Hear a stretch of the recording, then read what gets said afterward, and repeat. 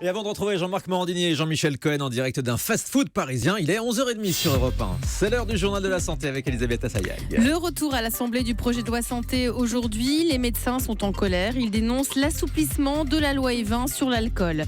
Si vous avez des bébés, attention, les bronchiolites sont de retour. L'Institut national de veille sanitaire a noté une augmentation du nombre de passages aux urgences et de visites de SOS médecins pour des bronchiolites. Et puis, aller rendre visite aux personnes âgées, même 1 heure par semaine, la solitude accroît le risque de mortalité prématurée.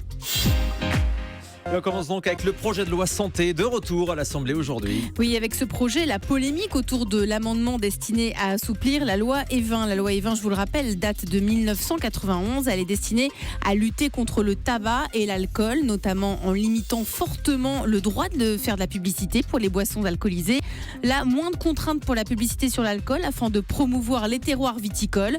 Du coup, les médecins crient au scandale et ils se mobilisent. Mélanie Gomez, pour Europe 1, nous explique qu'ils ont réalisé des simulations pour montrer concrètement jusqu'où le texte permettrait d'aller en matière de publicité. Écoutez. On pourrait voir fleurir partout des spots vantant par exemple la beauté du Bordelais ou le savoir-faire champenois sans que cela ne soit considéré comme de la pub pour l'alcool. Mais ça pourrait aller beaucoup plus loin jusqu'à des parrainages d'émissions de grande écoute par des terroirs viticoles. Alors justement, pour montrer à quoi cet assouplissement de la loi E20 pourrait conduire, l'Institut du cancer a fait appel à des juristes. Résultat, premier écueil, cela ne favoriserait pas que nos viticulteurs, car derrière les termes de savoir-faire ou de région de production, rien ne dit que cela ne concernerait que la France, ni même d'ailleurs que le vin. Du coup, le risque, c'est que les grands alcooliers étrangers en profitent aussi. Concrètement, on pourrait voir à la télé les artisans des vodkas finlandaises sponsorisant une émission où les gens célèbres font des concours de danse. Ou alors, l'un des pires scénarios, l'Inca en a d'ailleurs fait une affiche. Imaginez un point trafic diffusé à la radio avec à la fin le message suivant: l'amicale des tequilas mexicaines vous souhaite une agréable route. Donc là, pas de doute, c'est de la pub. Et le problème, c'est que lorsque la promotion pour l'alcool augmente, la consommation aussi. Selon plusieurs études scientifiques, une augmentation de 10% des investissements dans les pubs d'alcool, c'est 2,5% de consommation en plus, particulièrement chez les jeunes. Les bronchiolites sont de retour. L'Institut national de veille sanitaire a noté une augmentation du nombre de passages aux urgences pour des bronchiolites. Oui, si vous avez un bébé, soyez attentifs. La bronchiolite débute généralement par un simple rhume avec une légère fièvre accompagnée d'une toux sèche. Puis le bébé ressent une gêne respiratoire qui se traduit par une respiration très rapide et sifflante qui peut empêcher l'enfant de bien s'alimenter. La bronchiolite apparaît en automne et en hiver. Il n'est pas nécessaire de se précipiter aux urgences si votre enfant a le nez qui coule. Il faut tout d'abord se diriger vers votre médecin traitant qui ensuite vous dirigera sûrement vers un kiné spécialisé dans le traitement des bronchiolites.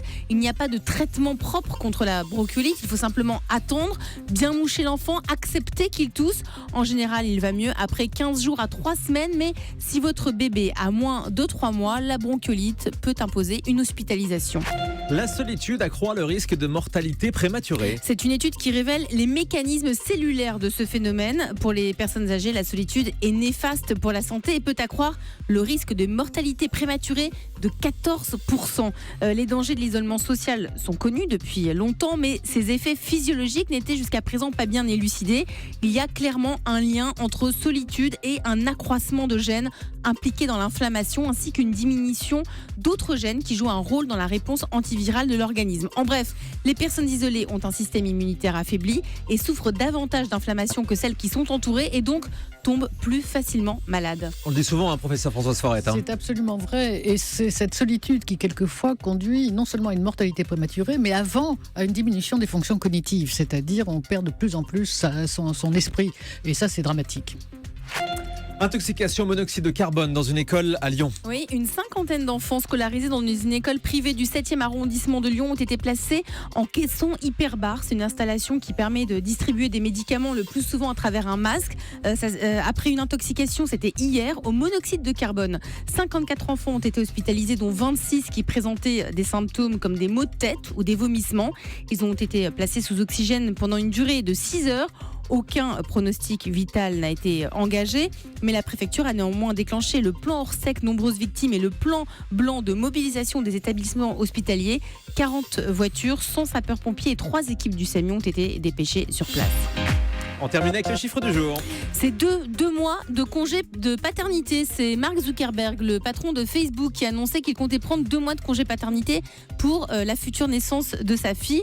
C'est lui qui l'a annoncé sur sa page personnelle de Facebook. Il a ajouté des écrits montrent que lorsque des parents qui travaillent prennent du temps pour être avec leur nouveau-né, eh bien les résultats sont meilleurs pour les enfants et pour leur famille. Un exemple à suivre peut-être. Enfin, tout le monde n'est pas non plus le patron de Facebook. Oui, et on n'est pas aussi riche, ça c'est sûr. Merci beaucoup Elisabeth Assayag. Et puis je signale également une dernière info. On va dire bravo à Mélanie Gomez, qu'on entend régulièrement dans ce journal de la santé, qui a gagné hier soir le prix Signature Santé du meilleur reportage santé pour la radio. Bravo à elle donc, et on la retrouve avec Mélanie Gomez. plaisir très régulièrement dans cette émission. Merci Elisabeth.